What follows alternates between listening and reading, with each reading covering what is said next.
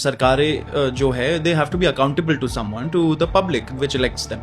And एक democracy तो उसी से बनता है ना कि where there is a social contract of this kind between people who are electing and people who have been elected.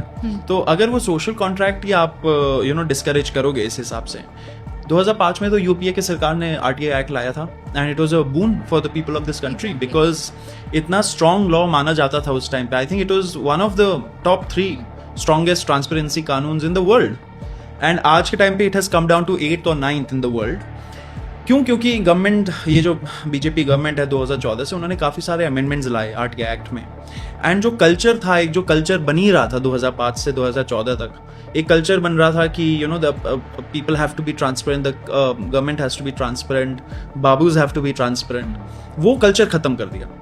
वो कल्चर कैसे खत्म हुआ? एक तो 2019 में उन्होंने अमेंडमेंट कर दिया लॉ का, उसमें जो सेंट्रल इन्फॉर्मेशन कमीशन होता है जहाँ पे आरटीआई के रिजेक्शंस को चैलेंज करते हैं लोग, it's the apex level body for central government departments. वहाँ पे उन्होंने जो इन्फॉर्मेशन कमिश्नर्स अपॉइंट होते हैं उनका टेन्योर कम कर दिया, 5 साल से 3 साल कर दिया। उनका जो भी पर्क्स है, सैलरी है, टर्म्स एंड कंडीशंस है, वो सारा सरकार डिसाइड करेगा। उनका जो स्टेटस है, उनका status was equal to a जज of the supreme court before this amendment.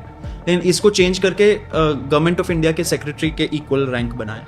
तो इससे क्या हुआ? The very idea of giving them a status equal to the जज of the supreme court was for them to be independent. क्योंकि अब देखिए, ये कानून सिर्फ कोई नॉर्मल कानून नहीं है, इसमें सेक्शन 20 है। Section 20 is a penalty provision. First time democratic India में जो ब्यूरोक्रेट्स थे उनको डर हुआ कि अगर हम लोग जवाब नहीं देंगे सही से तो हमारे ऊपर पेनल्टी लग जाएगी 250 रुपये प्रतिदिन का। So it was such the provision still exist, लेकिन वो कल्चर खत्म हो गया। क्यों? क्योंकि आपने ऐसे लोग अपॉइंट कर रहे हो आप सेंट्रल इन्फॉर्मेशन कमीशन में, वो सारे लोग आपके ऊपर पेनल्टी डालते नहीं है। मैं आई थिंक 2 या 3 साल पहले मिनिस्ट्री ऑफ लॉ में गया था, डिपार्टमेंट ऑफ जस्टिस। वहाँ पे मैं ऐसे बात कर रहा था जो ब्यूरोक्रेट थे उनके साथ, एंड मैंने बोला आप लोग तो जवाब ही नहीं देते हो आरटीआई में आजकल।